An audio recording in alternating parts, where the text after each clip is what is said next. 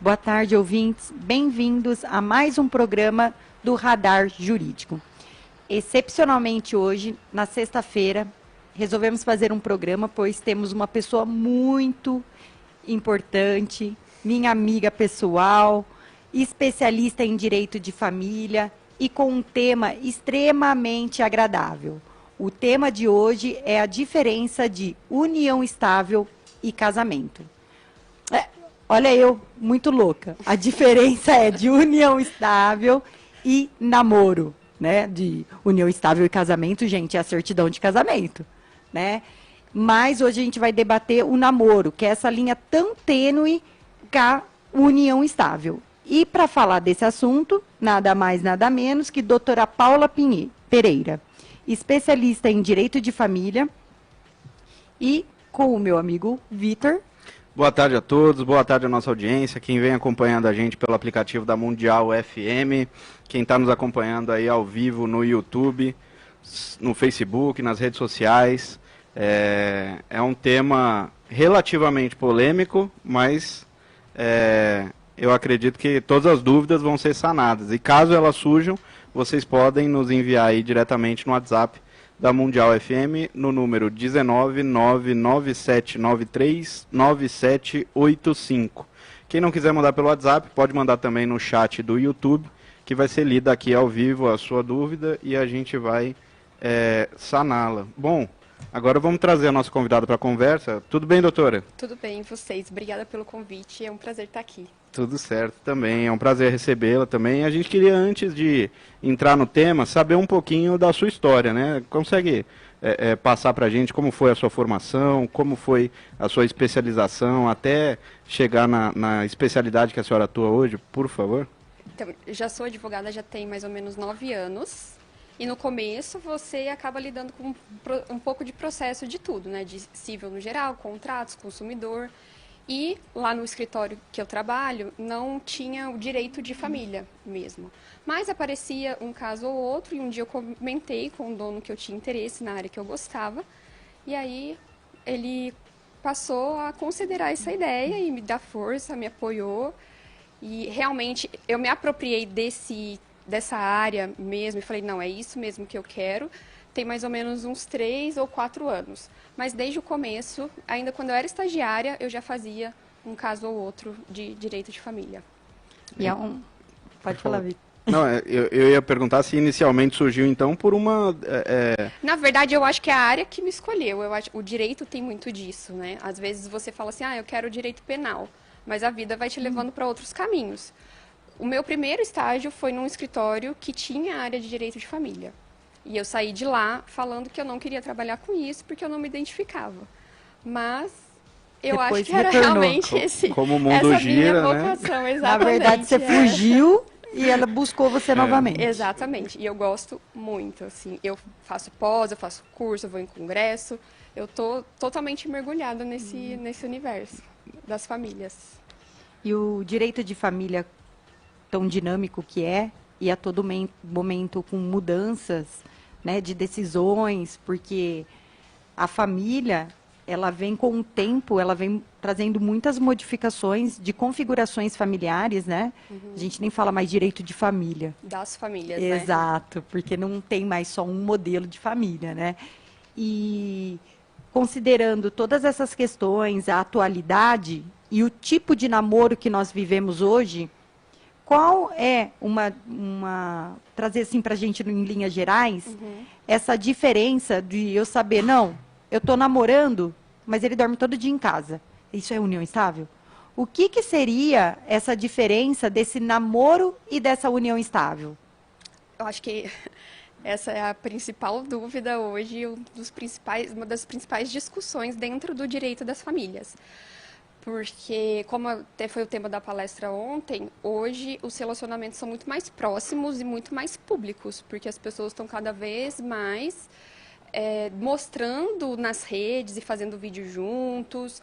Apesar de a coabitação, né, morar junto, não significar união estável, para mim é um dos principais indícios de que você tem, que vocês são uma família. Ter filhos também para mim, é um indício forte de união estável, uma certa confusão patrimonial também. Vocês até têm contas separadas, mas as contas ali do dia a dia da casa acabam se misturando um pouco. Para mim, é isso que diferencia a união estável do namoro. Do namoro, eu acho que você consegue ter uma separação, principalmente de patrimônio, maior do que na união estável. Mas, realmente, é muito difícil você saber em que momento acabou o namoro e em que momento começou a união estável. Mas, Paula, pensa comigo. E se eu tenho um namorado e os custos, principalmente em cidade grande? Aqui também isso acontece. Eu estou namorando um cara e eu falo o seguinte: você não quer vir morar comigo para dividir o aluguel, as contas? E não para ele vir constituir uma família comigo. Na verdade, é uma questão também econômica, que eu quero dividir as contas com ele. Como que vai ficar essa linha aí de união estável ou namoro? Porque às vezes na minha cabeça eu só estou dividindo contas.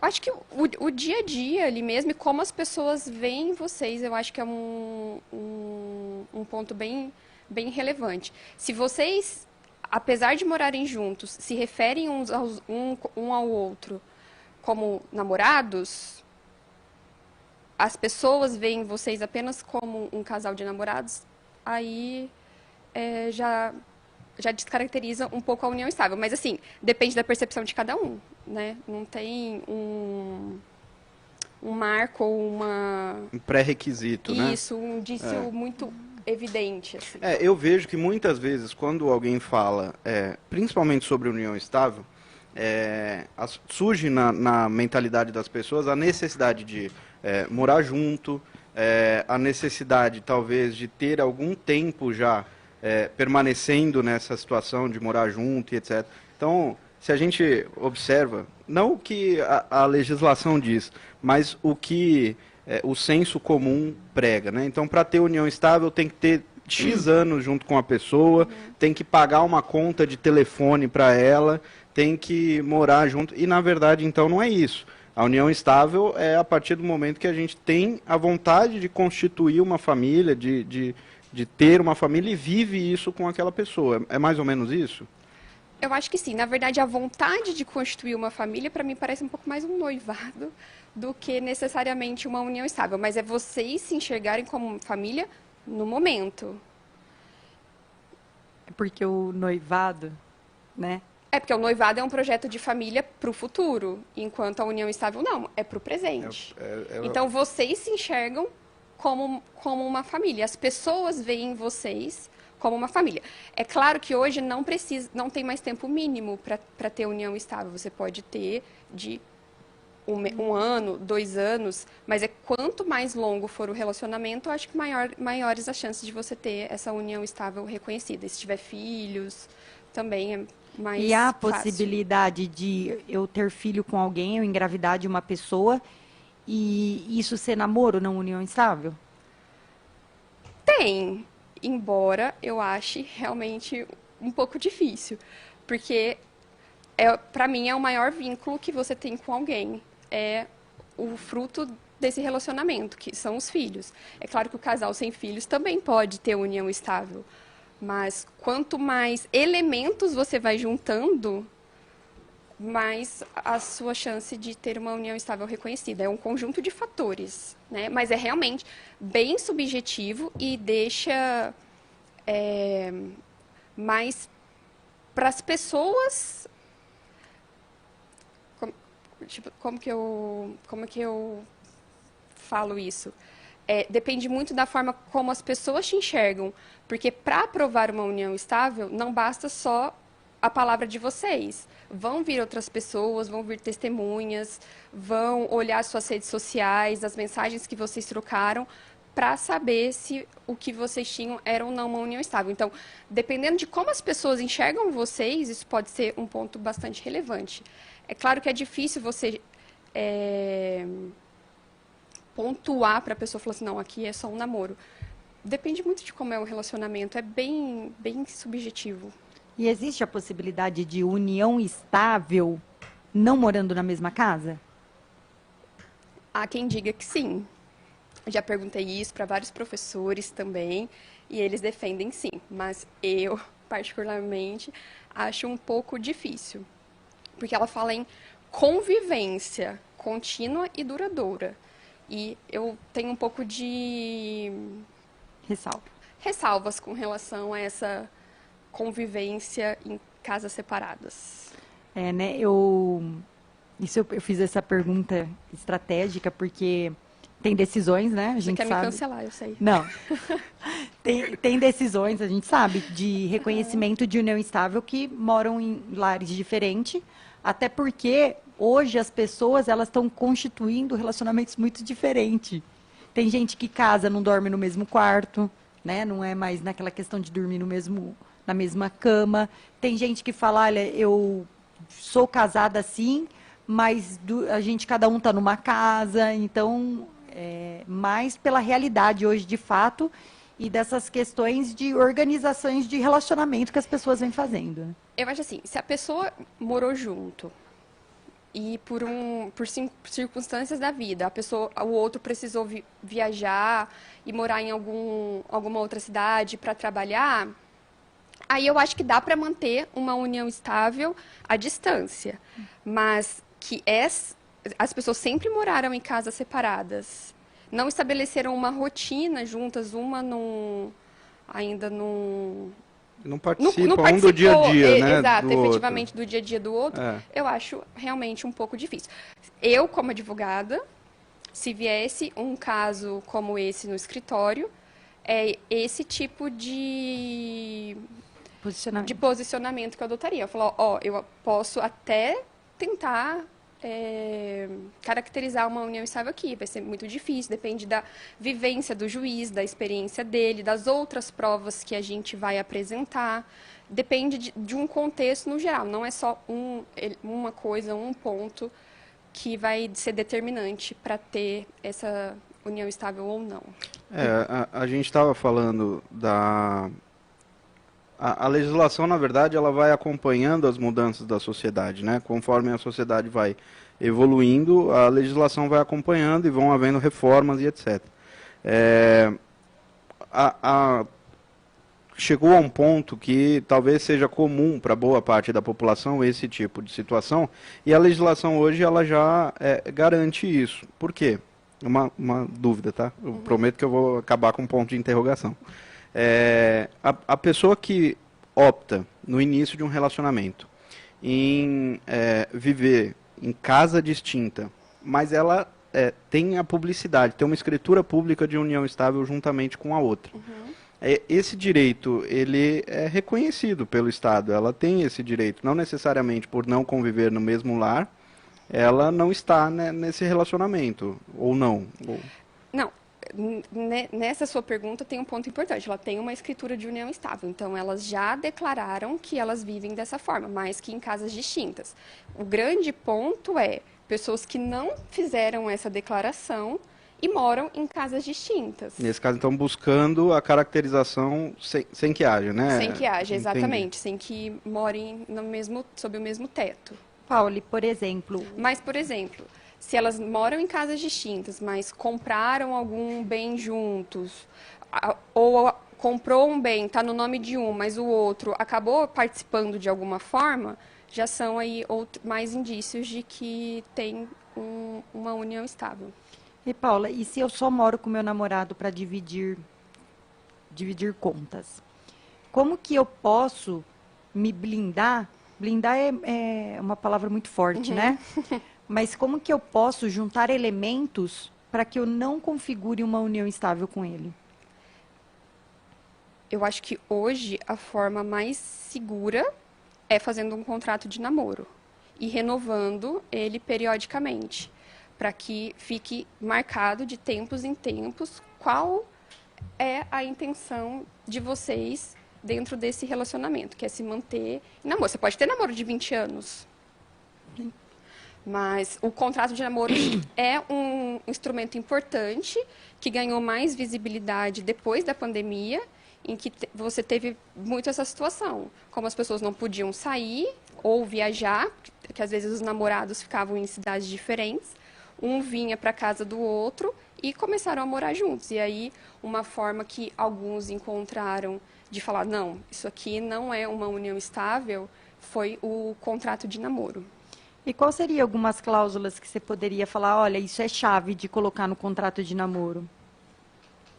Eu acho que a não confusão de patrimônios, a clara divisão de que o patrimônio de cada um é de cada um, que o fato de estarem morando na mesma casa também não é um indicativo de que estão em uma união estável. Você pode também colocar que, mesmo tendo filhos, a intenção não é formar uma família, embora eu acho que essa cláusula ela seja bastante delicada. Acho que são essas as principais. Né? É porque quando quando você fala do filho, que ele fica tão delicado, porque eu penso, acho que a única forma de não reconhecer a união estável, você engravidando da pessoa, é aquela pessoa que está saindo com a pessoa 2, 3 vezes engravida. Né? Nesses casos que já não tinham um relacionamento. Porque aí você não vai ter a continuidade, né? É uma convivência pública contínua e duradoura. Então, é um pouco difícil, 2, 3 meses, você falar em união estável. E na publicidade, né? Na publicidade, mas eu acho que a continuidade é um dos principais elementos. E a união estável, Paula, o que eu poderia juntar de documentos para provar essa união estável? Hoje, redes sociais, eu acho que é um principal meio de prova. Mensagens do WhatsApp, fotos pelo Instagram, testemunhas são muito importantes. É que nesse caso, pensando, né, na parte técnica mesmo, as testemunhas vão ser pessoas próximas e que, de alguma forma, podem ter interesse no reconhecimento ou não daquela união estável. Então, vai ser mais o tal do informante, né? A pessoa que, tecnicamente, não tem obrigação de dizer a verdade. Mas a testemunha é um ponto bem importante. E as redes sociais. Até tem um cara que eu sigo e que ele sempre se refere à namorada dele como minha namorada. Ele nunca chama ela pelo nome, é sempre fulana, minha namorada. Eu acho que é um pouco de medo aí da publicidade nas redes. E eles moram junto, Paula? Não sei, me parece que sim. Mas morando ou não, eu acho que ele evita caracterizar de alguma forma. Ele tem tanta gente que segue ele que ele fica um pouco com receio. Essa questão que a gente falou agora há pouco com relação à testemunha, eu me deparei com uma situação dessa, inclusive, essa semana. Para protocolar um processo, um dos documentos, alguns documentos que eu ia anexar, seria esse da declaração das testemunhas. Mas aí você fica meio assim, ainda mais numa situação, por exemplo, que quando eu tenho 2 pessoas vivas tentando reconhecer, ainda as 2 vão ter a oportunidade de falar sobre aquilo. Não, e vai lá e faz a escritura, né, retroativa. Exatamente. A cereja do bolo da união estável, né, é que eu consigo ir lá no cartório e reconhecer para trás. O casamento então, mas você daquela data, né? Mas você pode, em algum divórcio, tentar dizer que antes de se casar você tinha uma união estável. E aí tentar pleitear algum direito, né? Trazer algum direito. Mas eu falo que porque tem muita gente que vive. Vamos lá, as pessoas falam que moram na mesma casa, tiveram filho, casaram e sem papel nenhum. Sim. E elas falam assim pra mim, tá, eu vivo em união estável. Eu falo, tem escritura pública? Daí a pessoa fala, não, Tassi, tô morando lá. A gente tem filho, tudo, isso aí é união estável. Eu falei, então, mas aí você vai precisar de uma decisão judicial que reconheça isso como união estável. Você está falando que é união estável. Mas a outra pessoa, não sei se ela sabe que ela está Exato. Por isso que isso é delicado, né? Que as pessoas acham que só morar junto lá está na união estável. E esquece que tem uma escritura pública para isso. né? É que nem todo mundo, acho que nem todo mundo tem conhecimento que dá Com para fazer certeza. isso, e nem todo mundo, às vezes, tem dinheiro Sim. para fazer isso, né? E eu acho que a grande característica da união estável é justamente que ela não precisa de um papel para existir. E aí você praticamente obrigar alguém a fazer uma escritura para só então você ter esse direito reconhecido é quase um casamento forçado. Mas com as modificações do Código Civil, eles estão querendo equiparar 100% da união estável no casamento, né? E tá dando muita dificuldade, porque eles são, hoje, no Código, eles são coisas muito distintas, apesar de equiparar. Até porque o casamento é o contrato no Brasil, ele é o contrato Mais mais solene. formal que existe. E a união estável é o negócio mais informal que a gente conhece, né? Então, o jurista, quem é jurista mesmo, de direito, que discute isso, vem trazendo essa celeuma e está batendo muito firme. Porque não é só o reconhecimento disso no casamento, ou no divórcio, ou na dissolução, que vai interferir, mas isso vai trazer interferência na sucessão. É que sendo aqui um pouco mais técnico, né? As pessoas que vivem em união estável hoje, elas continuam com o mesmo estado civil, que é solteiro. Mas a gente chama aquele de companheiro ou companheira. E aí hoje tem uma discussão se o companheiro é ou não herdeiro necessário, o que significa que tem pelo menos 50% do patrimônio daquele que faleceu garantido. E não pode haver desvio desse patrimônio para prejudicar esse companheiro. Há quem defenda que isso observar esse 50% para o companheiro não é obrigatório e há quem defenda que sim. Na reforma do Código, haverá essa diferença. A tendência é que o companheiro não seja herdeiro necessário. Mas essa é uma questão realmente bem, bem técnica. Porque a gente fala, né? Às vezes eu já li seguro de banco, tá? Falar que o cônjuge, se não tiver, ele faz uma cláusula que se não tiver filhos, 100% da apólice será para o cônjuge. E eu já vi o banco não pagar para quem tem união estável. Mas mesmo com escritura? Mesmo com escritura, porque eles falam que não é o mesmo instituto.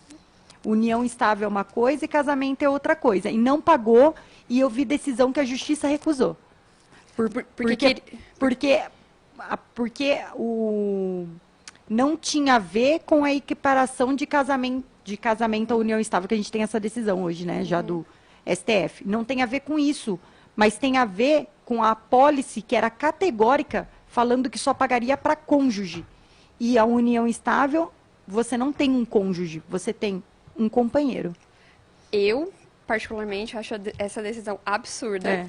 Primeiro, porque não cabe à seguradora definir se você tem uma união estável ou não. Só o juiz pode dizer. A cláusula era para pagar cônjuge e não... Então, eu acho absurdo. Né? Não, mas sim, falando de letra de lei, tecnicamente, não é a mesma coisa. Né? Então, é que a seguradora...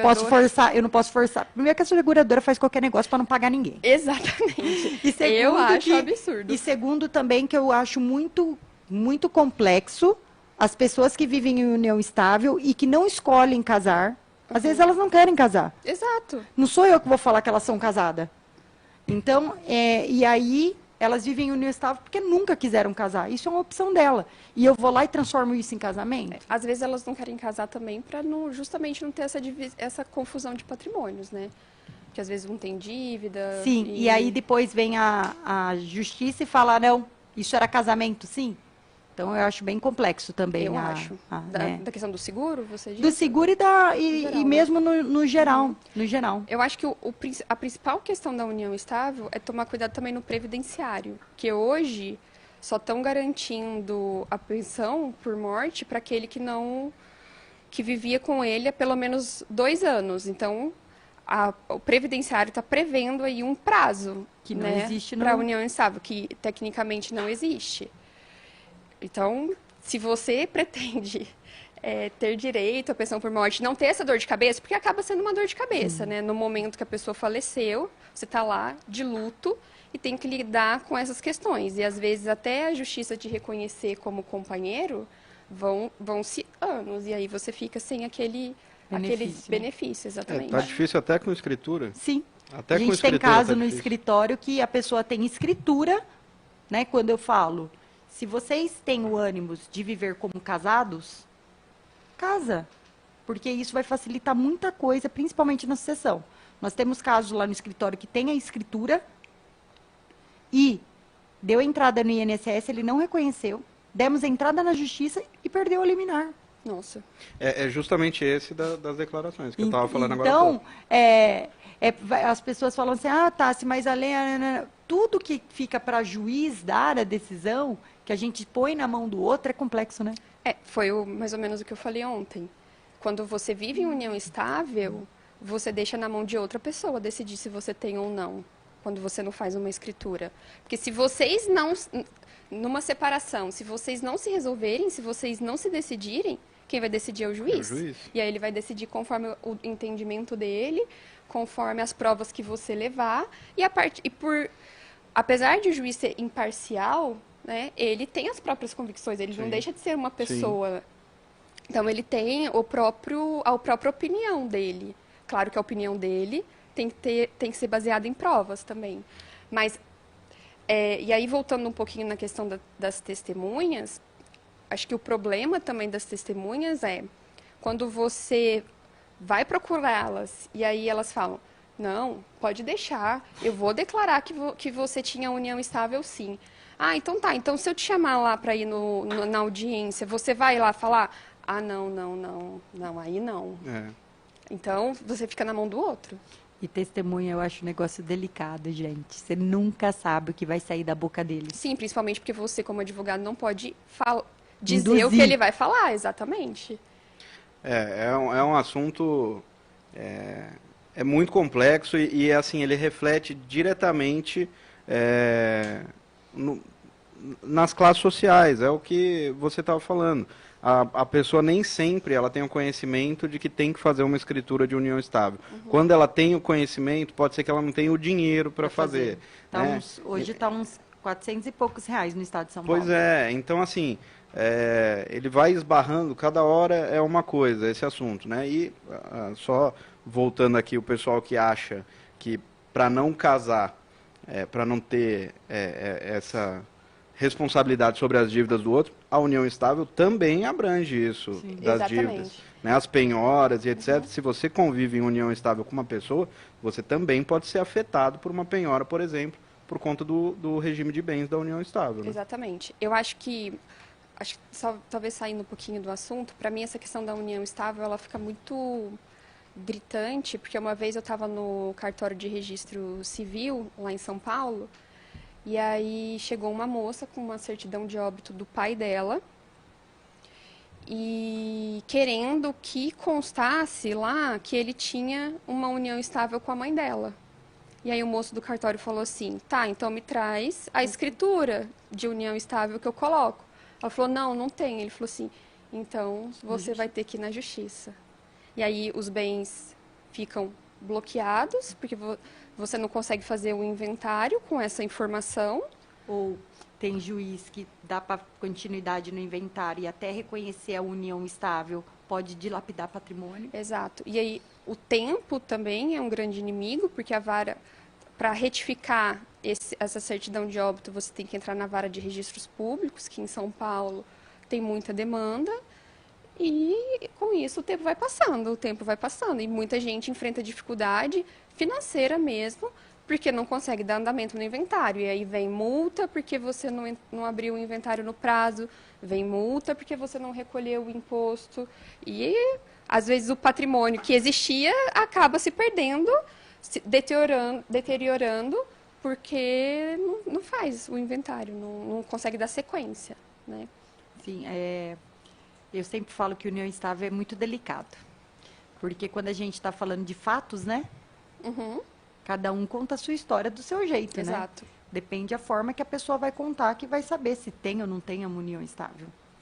Ainda que a minha opinião pessoal, seja por ser um instituto que visa facilitar, ele deveria ter mais reconhecimento do que, por exemplo, precisar de tantas provas num processo que tenha uma escritura já formalizando essa união estável. Bom, é complexo, realmente, não tem...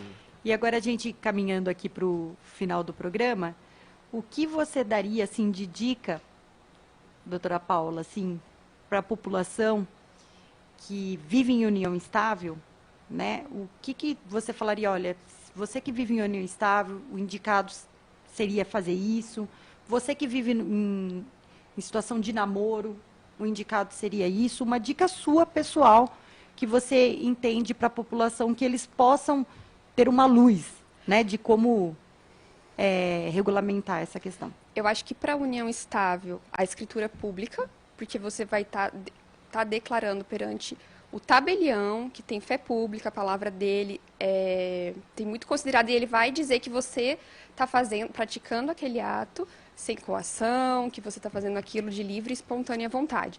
Se você não é que não quer gastar com isso, ou está sem grana, está apertado e quer fazer a declaração, tenta ir lá no cartório, ver se eles conseguem fazer a justiça gratuita para você. Acho que, eu não sei se tem uma renda mínima que eles observam, mas existe essa previsão na lei, que a pessoa pode fazer sem pagar. Tem aí umas regras, depende de cada cartório, isso não é muito, também varia de cartório para cartório. Mas a escritura pública, assim, você já está anos-luz à frente, assim, já está num caminho bem mais curto do que se você não tem papel nenhum. Pode ser também por instrumento particular, que a gente chama. Você pode procurar um advogado, o ideal é que se procure um advogado, para escrever um papel mesmo, uma declaração, reconhece firma de que você está manifestando aquela vontade. Mas o principal não deixe para que outras pessoas tenham que reconhecer para você. Acho que é o principal. E do namoro, não more junto. Brincadeira. É uma boa também, Paula. O contrato de namoro é uma boa, mas ele ainda tá crescendo, né? Eu acho que não morar junto é um importante indício. E nas redes, sempre se referir à pessoa como meu namorado, meu namorado, eu acho que é uma boa. Não nossa É família. o título nossa certo, família, né? exato, nossa família, nosso lar. Exatamente. Você quer falar? Não, e encerrar. Sim. Então, a gente agradece a sua participação. É sempre bom discutir direito, principalmente quando a gente fala na rádio, porque a gente atinge outro tipo de população, né? Quando a gente está falando de direito com advogado, a gente não consegue passar isso de informação para as pessoas. Tem uma pergunta, Betinho? De última hora, hein, Betinho? 5 segundos. Boa noite. Boa noite. Já tá com a boa Betinho noite. também está louco hoje. Tá escuro aqui. Tá expulsando Não, mas chegou aqui, fizeram alguns apontamentos, né? Mas aqui, ó, se eu fiz um reconhecimento de união estável no tabelionato, né? De notas, reconhecendo que ela existe há 1 ano, em regime de comunhão parcial, e 2 anos depois me caso com regime comunhão total. Aí fala que no caso, direito médico e de saúde, como fica a questão de partilha também? O regime de bens, ele não volta no tempo.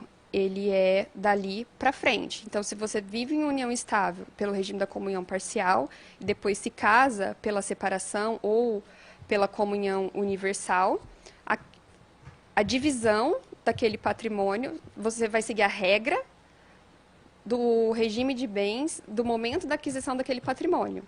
O ideal é que se faça a partilha de bens, mas as pessoas não vão fazer isso, então as pessoas vão seguir. Então, eu comprei uma casa com a comunhão parcial, vai observar aquele regime.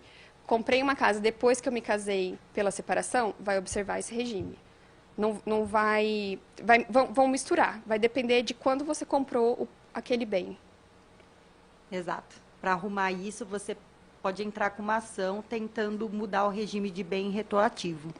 Mas vai depender do juiz. Se for para ampliar a divisão de bens e os dois partilhar isso, a chance do juiz conceder é muito grande. Mas se for para restringir bens, o que pode gerar prejuízos, inclusive para terceiros, a chance de você ter negado também essa regulamentação é alta, né? Traduzindo aqui um pouquinho. Se você quer que seja comunhão universal para trás, como metade do que foi adquirido vai ser tudo que foi adquirido vai ser por 2 e você amplia, porque antes a pessoa não teria direito, agora ela vai ter direito à metade. Aí, sim, pode retroagir. É possível retroagir. Agora, se você vive em comunhão universal, vocês são donos de tudo, 50-50, e vocês vão passar para separação, por exemplo, cada um vai ficar com o seu próprio patrimônio, aí não. Aí não pode voltar no tempo. É que o juiz, quando a gente vai restringir, ele pode entender que a gente está querendo trazer prejuízo para alguém de alguma dívida particular, né? O terceiro sempre vai ser resguardado. Mas, hoje, o entendimento que se tem é isso. O regime de bens não volta no tempo. Bom, então a gente está encerrando mais um programa. Queria agradecer a doutora Paula por estar aqui com a gente, poder compartilhar um pouco de conhecimento, trazer esse conhecimento para o público. Quem tiver dúvida, quem ainda quiser saber desse assunto, pode mandar lá na web, na Mundial Web, pode mandar pelo WhatsApp. Siga a gente no nosso Instagram, que é @podital_radar jurídico. Mande as perguntas que a doutora Paula poderá responder para a gente também. Queria agradecer a nossa audiência, né? Agradecer quem nos acompanhou aí. E abrir aqui também, se a doutora quiser passar o Instagram, né? Para o pessoal poder seguir lá, o que a doutora posta lá, alguma coisa do dia a dia, do conteúdo jurídico, né? Obrigada pela oportunidade. Eu espero que tenha mostrado um pouquinho de como é o direito de família, que as pessoas, que você que está fazendo direito, que você se apaixone também pela área, porque para mim é uma área apaixonante. E se você quiser me seguir e, se tiver dúvida, também me perguntar, o meu Instagram é @paula.souzap, de Pereira. Tá aí então, tá? Instagram do Podital, Instagram da doutora Paula. Bom, mais uma vez agradecemos a audiência. Betinho, obrigado aí pelo apoio. E estaremos juntos aí na terça-feira novamente, né? Terça-feira estaremos aqui. É isso aí. Tchau, tchau. Obrigado. Tchau, tchau. Obrigada pela audiência.